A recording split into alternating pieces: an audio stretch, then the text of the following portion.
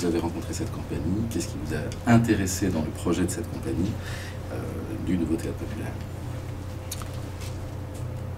J'ai rencontré et découvert le Nouveau Théâtre Populaire dans son village de Fontaine-Guérin, dans le Maine-et-Loire. Il se trouve que juste à côté, à Mazé, habite un grand ami à moi qui s'appelle Jean Bonnet, avec qui on avait été tous les deux stagiaires et militants au centre d'entraînement en méthode d'éducation active pendant très nombreuses années, qui a été militant très actif du théâtre et d'éducation, qui a travaillé dans le collège de Beaufort-en-Vallée qui est juste à côté, où j'ai été intervenant à l'époque où je faisais du théâtre moi-même.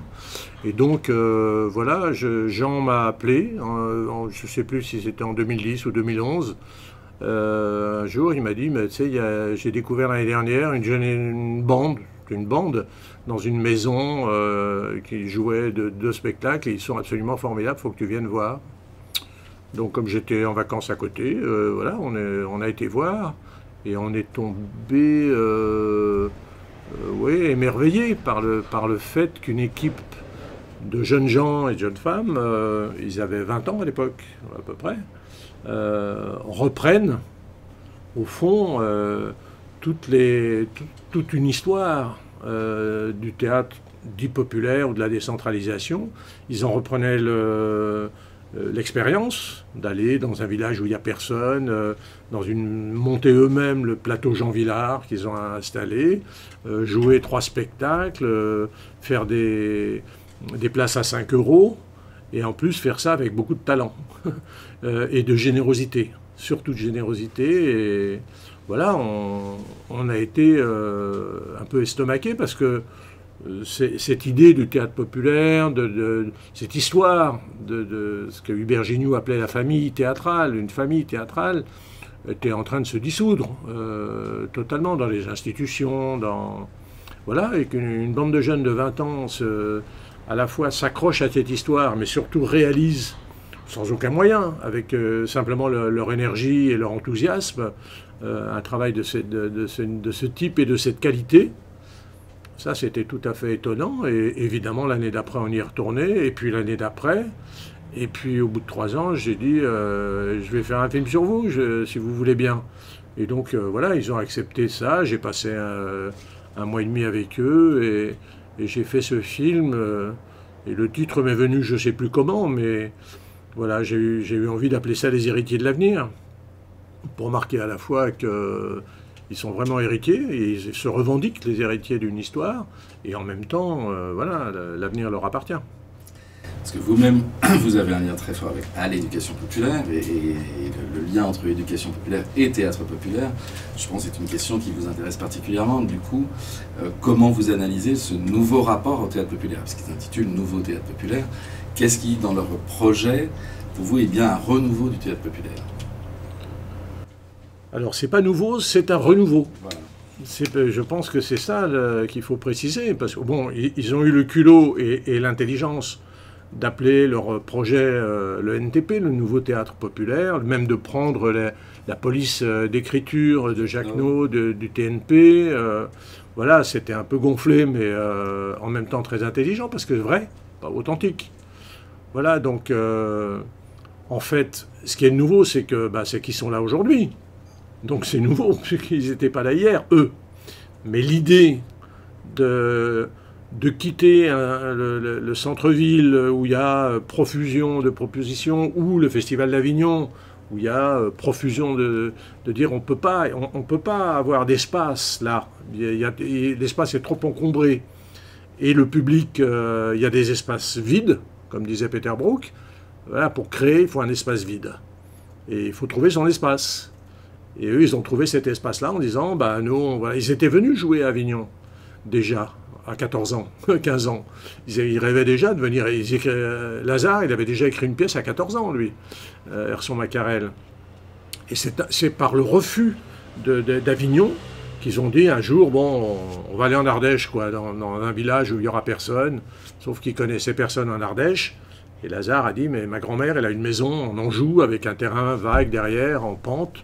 On pourrait lui demander. voilà, l'aventure est née comme ça. Mais au fond, c'est la même qu'a fait Copeau, c'est la même qu'a fait le Théâtre du Soleil en allant s'installer au fin fond du bois de Vincennes. C'est la même que Gabriel Garand avait fait en allant en banlieue parisienne à Aubervilliers.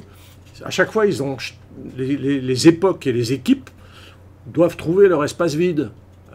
Voilà, c'est difficile d'aller dans des espaces trop encombrés pour une certaine forme. Et voilà, en ça, ils n'ont rien inventé. Ils ont juste réadapté aujourd'hui à leur manière, collective. Voilà. Ça, c'est très différent de la chose. Le renouveau est peut-être justement dans ce projet collectif, dans le fonctionnement quasi démocratique de leur compagnie, de cette troupe qui est créée déjà depuis un certain temps, et dans la façon dont ils prennent les décisions, dans le refus d'une autorité, j'allais dire, absolue. Parce que Copeau, enfin, l'exemple de Copeau, c'est quand même, ou l'exemple d'Ariane Mouchkine, c'est pas la même approche du tout en termes de fonctionnement. Donc là, est-ce que justement, c'est pas là qu'est le renouveau? Si, ça c'est formidable. Ma génération, les collectifs, on en a fait. Mais voilà, dans les années après 68, autour, dans les années 70, on a fait des collectifs avec les chefs cachés. Le chef ne s'annonçait pas, mais était planqué un peu, des fois. Pas toujours. Et puis on était très idéologique. On parlait beaucoup des projets politiques, d'idéologie. Eux, pas du tout. Ils ont des approches complètement différentes, des histoires différentes, même s'il y a un noyau commun. Mais voilà, c'est vraiment le théâtre de qualité, le rapport au public, le prix des places. C'est des choses simples. Mais voilà, Villard avait déjà s'était intéressé au prix des places, au fait qu'il n'y avait pas de pourboire, au fait que voilà, les conditions dans lesquelles le théâtre est réalisé et présenté. Dans ces conditions-là, s'inscrit une forme de popularité très importante. Et ils réussissent, non pas une quasi-démocratie, mais une hyper-démocratie, parce qu'ils passent des heures, c'est chronophage, hein. Ils peuvent passer des heures à avoir des discussions pour arriver à soit un consensus, soit un vote. Voilà, et quand le vote est majoritaire, il n'y a aucune discussion. Et quand un metteur en scène ou quelqu'un qui se propose comme metteur en scène, parce que c'est pas un metteur en scène, c'est un acteur du groupe qui se propose comme metteur en scène, si on vote pour lui, alors il a tous les pouvoirs. Il n'y a plus de discussion. Tout le monde est à son service. Et ça, c'est la manière hyper intelligente et qui permet de durer. Parce que le problème de ce genre d'aventure collective, enfin de mon expérience, c'est la durée. C'est-à-dire, je leur ai dit il y a quelques années, je leur ai dit, essayez de tenir 12 ans. Vous aurez fait la même chose que Villard au TNP. Villard, il a fait 12 ans. Il est parti. Hein, je veux dire, c'était pas du collectif, hein, mais c'était M. Villard quand même. Mais là, voilà, ils sont à la 13e, 14e. Et voilà, s'ils veulent continuer, alors il faut qu'ils trouvent leur manière de faire. Et ça crée énormément de bienveillance, énormément d'affection. Je veux dire, je vois bien qu'entre eux, dans les discussions, dans le travail ou autour, je n'ai pas vu un seul conflit. Je ne dis pas qu'il n'y en a pas, mais je n'ai pas vu un seul conflit vraiment, quoi. Il y a une petite bricole, mais pas de conflit du tout. Et la chance qu'ils ont, enfin, je te termine, c'est que ce n'est pas un groupe permanent. C'est qu'ils ne se retrouvent que sur le projet du NTP, mais ils ont chacun des espaces de liberté. Certains jouent, certains misent en scène, certains ont leur compagnie. Dans l'année, ils ont d'autres projets. Et ils ne se retrouvent ensemble pour l'instant, on verra après, mais que pour cette période estivale et pour ce projet-là. Et ça, je crois que je ne connais pas d'autres exemples de ça. C'est une force incroyable de pouvoir être à la fois dans un collectif très collectif, à condition d'avoir une singularité et une autonomie par ailleurs. Dans le théâtre populaire, la question des publics est quand même centrale. Le rapport au public, et comment on s'adresse au public, quel public on essaie de viser, avec cette idée d'un mélange des publics.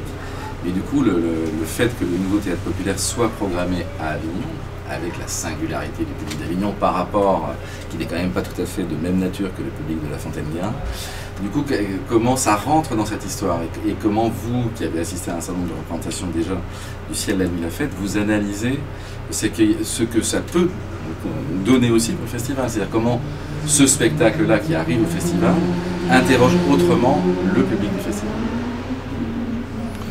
Je ne sais pas si ça existe, le public du festival. Moi qui en suis à mon, j'ose pas le dire, 55e festival d'Avignon, donc ça commence à faire. Je sais par expérience qu'il y en a au moins deux des publics. Il y a ceux d'avant le 20 juillet et ceux d'après. Avant le 20 juillet, il y a toute la profession, les professionnels, entre autres. Il y a aussi beaucoup de public lambda, mais toute une part des journalistes, beaucoup de professionnels viennent à ce moment-là. Et la dernière semaine du festival, souvent, d'ailleurs ça a été la période où la danse est arrivée au Festival d'Avignon, c'était pas le même public, les gens qui s'intéressaient à la danse, c'est beaucoup plus populaire, c'est des gens qui sont en vacances, c'est des gens du coin, j'ai vu, pas plus tard qu'avant-hier, sur Tartuffe, parce que c'est en face à face, on pouvait voir le public d'en face. Il y avait un groupe de dames, manifestement, qui arrivaient de la banlieue d'Avignon, maghrébines, africaines. Voilà, on ne peut pas dire ça, c'est le public d'Avignon, parce qu'elles étaient là. Mais ce n'est pas l'idée qu'on se fait d'un public un peu qui existe. C'est un mélange incroyable. Et je crois que la manière qu'ils ont, eux, de présenter leur travail, bon, sans doute Molière, mais on va y revenir, mais pas seulement, la manière collective, le dynamisme, la générosité, le projet, fait que même le public dit, on va dire intello ou intellectuel, ou qui a plus l'habitude d'aller au théâtre, quand ils viennent là ou à Fontaine-Guérin, ils redeviennent des gens normaux. On change de sensibilité. On n'est plus le public avignonnais qui connaît et qui va comparer avec le Tartuffe de machin, la Cerisay de truc. Non, non, on est dans une aventure humaine qui a ses défauts, qui a ses fractures, etc. Mais on reconnaît tellement la générosité, l'humanité de cette expérience que c'est pas le public populaire qui monte, c'est le public intello ou qui se croit plus public, qui redescend et redevient normal, quoi, on peut dire. Moi, j'ai l'impression que c'est ça qui se passe.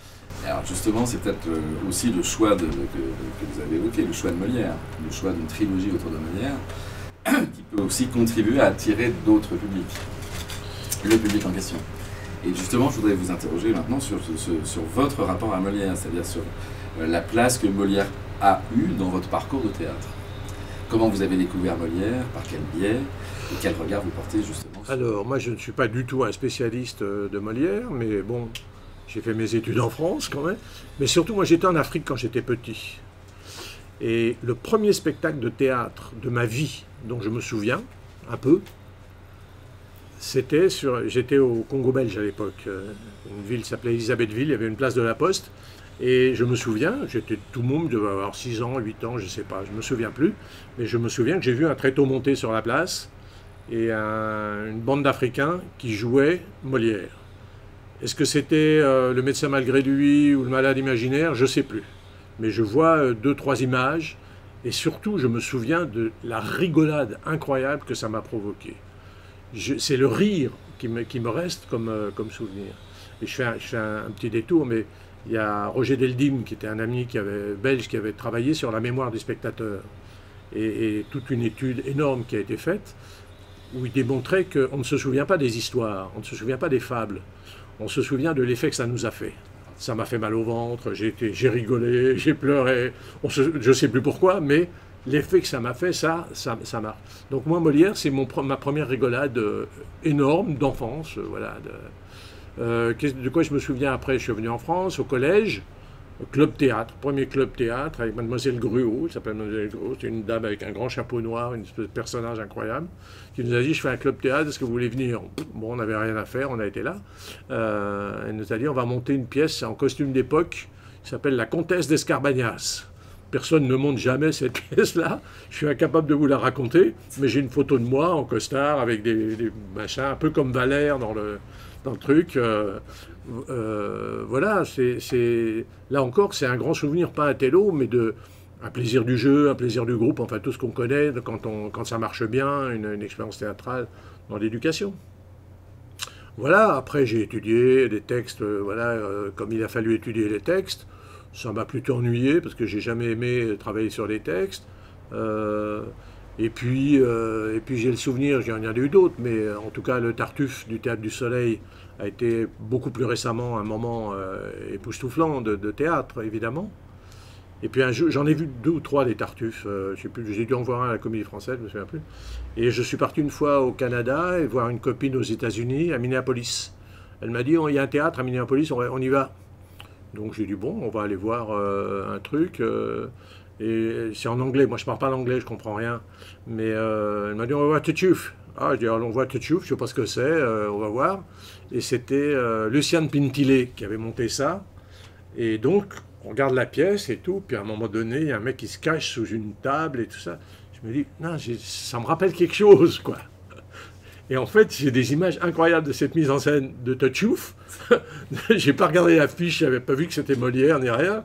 Je me suis dit, c'est un truc typique américain. Et en fait, c'était monté par Lucian Pintillet avec une bagnole à la fin, il arrive en voiture, enfin un truc de fou, quoi. Voilà, donc c'est des souvenirs forts de théâtre. Au fond, c'est soit par la pratique, soit comme spectateur. Mais je ne suis pas du tout un connaisseur scientifique ou dramaturgique de Molière, tout ça.